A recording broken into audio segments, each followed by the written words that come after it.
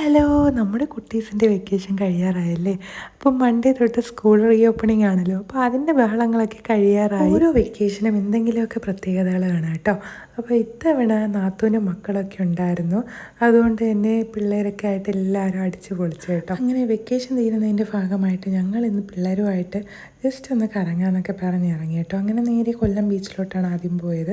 പിള്ളേർക്ക് ബീച്ചിൽ പോയാൽ നല്ലപോലെ ഓടിക്കളിക്കാനുള്ള സ്ഥലമുണ്ടല്ലോ.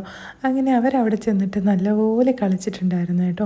ഇവിടെ നിന്ന് കഴിക്കുന്നതിന് എനിക്ക് ഏറ്റവും ഫേവറേറ്റ് ആണ് കേട്ടോ എൻ്റെ കടല. എല്ലാം അവിച്ച് മസാലയൊക്കെ ഇട്ടിരുന്ന കടലയുണ്ടല്ലോ, നല്ല ടേസ്റ്റാണ് കേട്ടോ. അങ്ങനെ ഞങ്ങൾ അതും പാനിപ്പൂരിയും അതുപോലെ തന്നെ മാങ്ങയും പൈനാപ്പിളും ഒക്കെ വാങ്ങിച്ച് കഴിച്ചിട്ടുണ്ടായിരുന്നേ. പിന്നെ ഞങ്ങൾ നേരെ കൊല്ലം വി പാർക്കിലോട്ടാണ് കേട്ടോ പോയത്.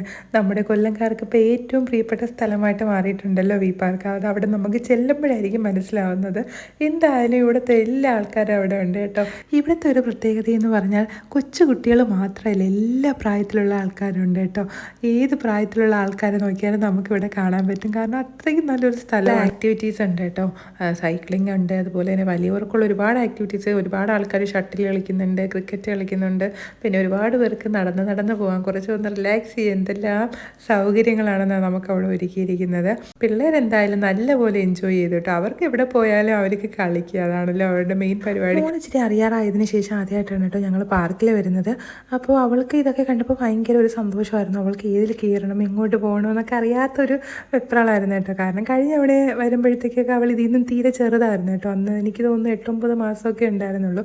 ഇപ്പോൾ എന്തായാലും 2 വയസ്സാവാറായപ്പോൾ അവൾക്ക് കുറച്ചുകൂടെ അറിവായല്ലോ. അപ്പോൾ അവൾക്ക് എന്തിലൊക്കെ കയറണം, എന്തെങ്കിലുമൊക്കെ കഴിക്കണം, അങ്ങനെയൊക്കെ ഉള്ള ഒരു ആഗ്രഹം. നമുക്ക് ജ്യൂസ് വേണമെങ്കിൽ ജ്യൂസ് കുടിക്കാം, അതുപോലെ തന്നെ പല വെറൈറ്റി ഫുഡുകളൊക്കെ നമുക്ക് ട്രൈ ചെയ്യാം കേട്ടോ.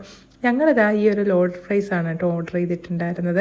അപ്പോൾ ഞങ്ങൾ എന്നിട്ട് ഇവിടെ വെയിറ്റ് ചെയ്തു. ഒത്തിരി നേരം വെയിറ്റ് ചെയ്യണം കേട്ടോ. 10-15 മിനിറ്റാണ് വെയിറ്റിംഗ് ടൈം പറഞ്ഞിട്ടുള്ളത്. അത് പക്ഷേ നമ്മളൊന്ന് കറങ്ങിയിട്ട് വരുമ്പോൾ ആ സമയം അങ്ങ് ആവും കേട്ടോ.